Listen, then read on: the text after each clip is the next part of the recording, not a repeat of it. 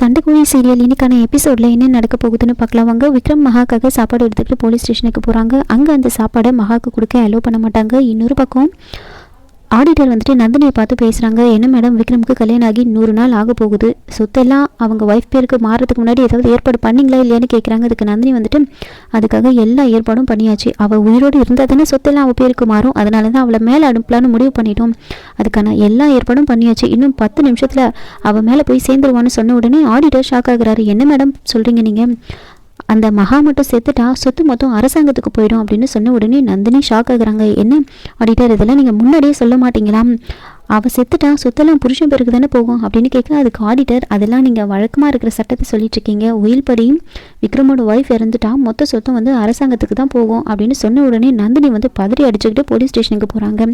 இதுக்கப்புறம் என்னெல்லாம் இன்ட்ரெஸ்டிங்காக நடந்துச்சுன்னு தெரிஞ்சுக்கணுன்னா ஃபுல் எபிசோடோட ரிவ்யூ கொடுத்துருக்கேன், செக் பண்ணி பார்த்துக்கோங்க. தேங்க்யூ.